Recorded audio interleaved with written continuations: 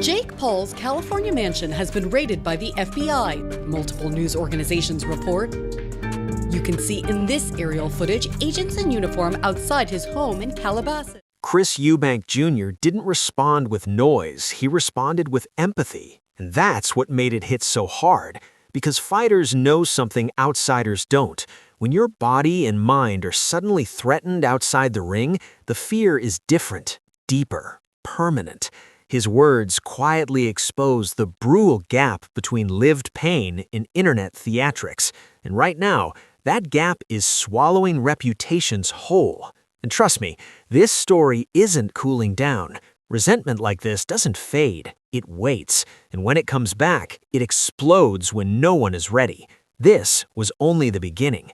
If you're watching this unfold, hit subscribe, because what's coming next will change how you see this entire sport. Jake Paul's attorney says he was out of state and not at his Calabasas home during that raid today. The FBI says they're investigating allegations of criminal acts for an incident that he's known for being in the public eye. But today, YouTube star Jake Paul is making headlines after an FBI raid at his home in Calabasas.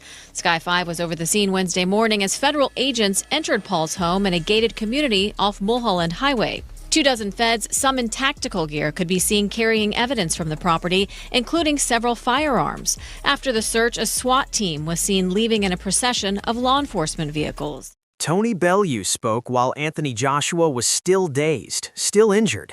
And somehow that's where the respect locked in. Even in chaos, Joshua represented something solid, grounded, unshaken at the core. Stack that against the swirling controversies around the Paul brothers, and suddenly the contrast becomes unavoidable. Fans feel it. The narrative is hardening, calcifying into something permanent, something that follows people for years, whether they deserve it or not. And that's the terrifying part. Because reputations don't always shatter in one moment. Sometimes they fossilize under pressure and never recover. Right, because of the weight differences, the weight difference in there. I only know one man that'll do the weight difference like that, and that's the Bronze Bomber. You know, for me, in my opinion, I think it's scripted a little bit because, you know, of the weight difference, and you know, Joshua is a former, you know, champion. And also, you know, he's current, he's active, you know, and this is going to be the first time that we see Paul, you know, fighting an active fighter. You know what I mean? We seen the Mike Tyson, that was all fun, that was cute, you know what I'm saying? It's fun and games and stuff, but now you're dealing with a real professional. And now we're stuck right here, in the tension. Anthony Joshua recovering, grieving, the boxing world holding its breath, Logan Paul and Jake Paul standing under a cloud of suspicion, fair or not. Meanwhile, the truth sits hidden somewhere in paperwork, phone records, and quiet rooms no cameras are allowed into. I don't like how unfinished this feels, because stories that begin like this never end clean. They end with shocks. In the next update, it could flip everything again. You're going to want to be here when it does. A couple of hours, there's been some reports about an apparent leaked script. Have you seen this? Move on. If people think that he's going to do a quick two-step and do this, and this, I hope he just goes out and takes his head clean off with the first punch and lets him know Tommy Fury actually is. There's one interview, and I'm going to name it now, Lyndon Arthur, absolute fantastic, that man. I don't read that much on social media because it's all bullshit, but Lyndon Arthur, thank you very much. From me to you, you said something about Tommy being a proper fighter, can really punch, one of the hardest punches he's been in. Now for Lyndon Arthur to go and say that, Lyndon Arthur is a proper hard, tough man, we all know that. So Lyndon, respect, thank you. The endgame is already written, and it's ugly. Because if this spiral doesn't stop, the fallout won't just scar careers, it will erase legacies. Rewind with me. Just hours before the world froze, Anthony Joshua was laughing with friends, planning fights, while rumors detonated online claiming Logan and Jake Paul were suddenly under alleged FBI scrutiny. I remember staring at my screen thinking, this can't be real. But then, one crash rewrote the entire boxing narrative, and now every powerful name connected to it is sweating, hiding, or praying this doesn't turn into something far darker than anyone is ready for. At any point, did you start to take your foot off the gas just a little bit because you noticed he was tiring out? Yeah, definitely. Definitely a bit. You know, I wanted to give the fans a show, but I didn't want to hurt someone that didn't need to be hurt. Did you carry Mike? Yeah, I mean, a little bit. Yeah, like there was a point where, I was just like, okay, he's not really engaging back. And so I don't know if he's tired or whatever. And I could just tell, his age was showing a little bit. And I just have so much respect for him. And that like violence war thing between us, like after he slapped me, I wanted to, be aggressive and take him down and knock him out and all that stuff. But that kind of went away as the rounds went on. Here's where the air gets thin. Reports start swirling that Joshua's accident triggered questions no one wanted asked. Fans expected silence, maybe prayer from the Paul brothers, but instead they got posts that felt cold, detached, almost careless. And that's when my stomach dropped, because in this sport, timing is everything, and bad timing looks like guilt, even when it isn't. I can't shake this thought. Someone knows more than they're saying. Someone always does. And this is exactly where stories like this turn poisonous.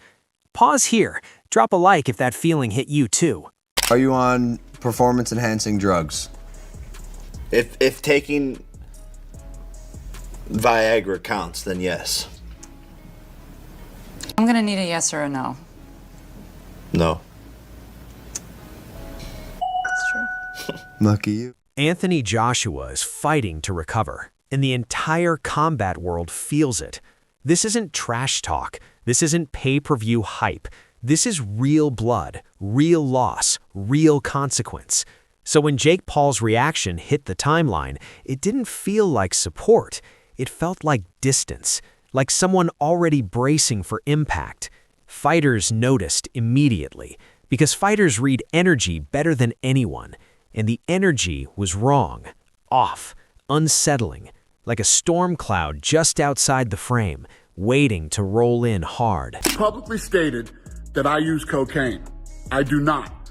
So I told you, you could randomly cocaine test me for the next 10 years. I believe that you're a cheater, and I believe that you use steroids.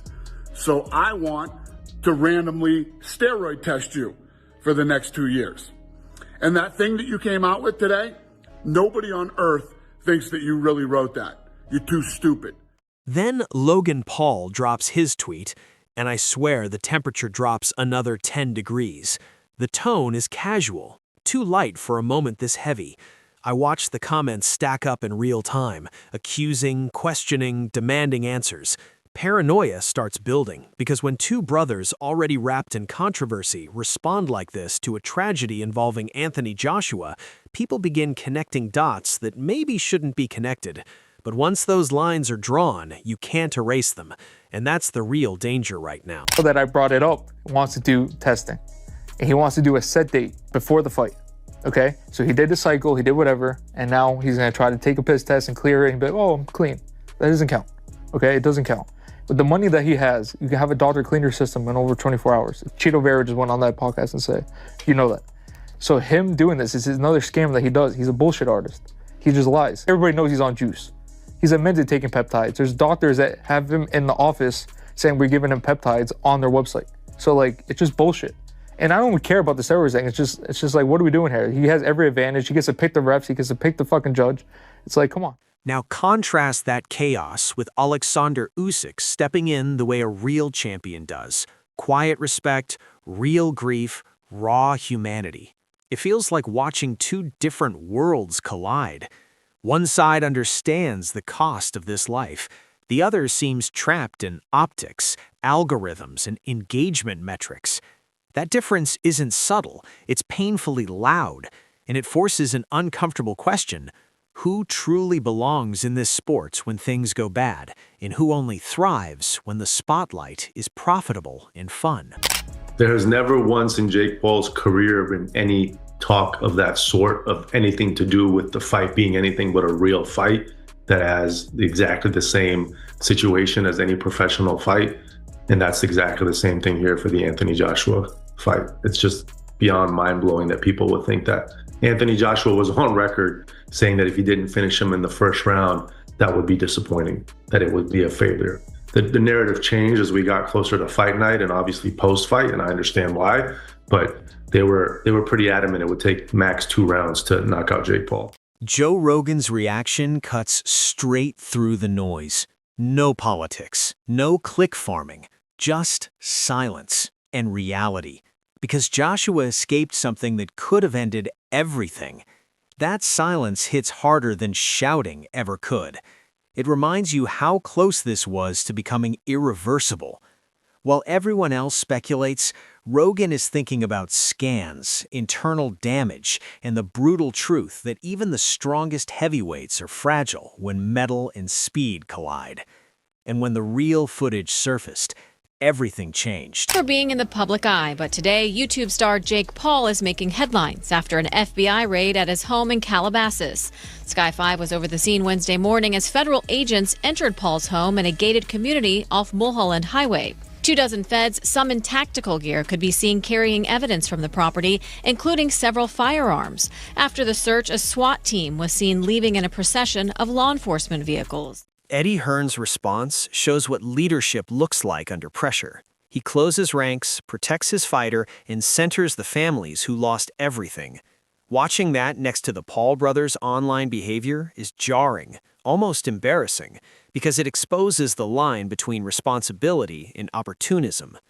And here's what no one wants to say out loud yet. That line is about to be tested in public, and someone is going to fail it.